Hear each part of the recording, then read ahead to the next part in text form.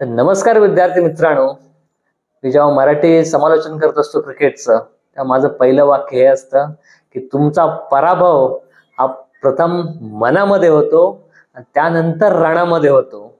आता तुम्ही विचार करत असाल की याचा इथे काय संबंध? तर संबंध आहे जे आपलं चॅनल आहे गोष्ट कामाची, याच्या माध्यमातून आपण नवीन नवीन स्पर्धा परीक्षांचे किंवा भरतींचे जे व्हिडिओ घेऊन येत असतो ते तुमच्यापर्यंत पोहोचवतो. ते काही विद्यार्थी पाहत देखील असतील आणि त्यांच्या मनात हाच विचार येत असेल की किती जागा आहेत, आपला काय नंबर लागणार आहे.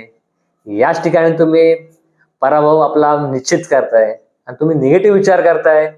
तसं न करता तुम्ही एखादा पॉझिटिव्ह विचार करून त्या ठिकाणी परीक्षेला सामोरे गेलं पाहिजे. ही गोष्ट लक्षात घ्या. ही स्पर्धा आहे, स्पर्धा परीक्षा आहे, त्यामुळे तुम्हाला प्रयत्न करणं हे तुमचं कामच आहे.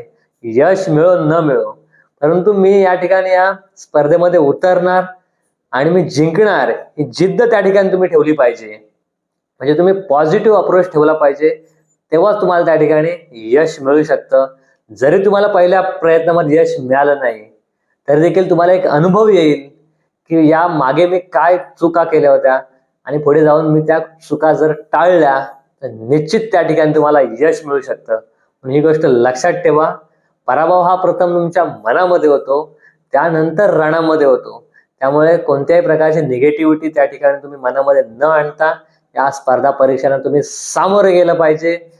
पहिल्या अटेम्प्टमध्ये जर तुम्हाला अपयश आलं तर त्यानंतर आपण काय गोष्टी टाळल्या पाहिजेत आणि काय केल्या पाहिजेत अशा प्रकारचा त्या ठिकाणी विचार करून तुम्ही या सर्व ज्या मी आपण आता व्हिडिओ अपलोड करतोय, महानगरपालिका, त्यानंतर नगर रचना विभाग, असे वेगवेगळे रेल्वे, असे वेगवेगळे आपण अपलोड केलेले व्हिडिओ आहेत, ते नक्की पहा.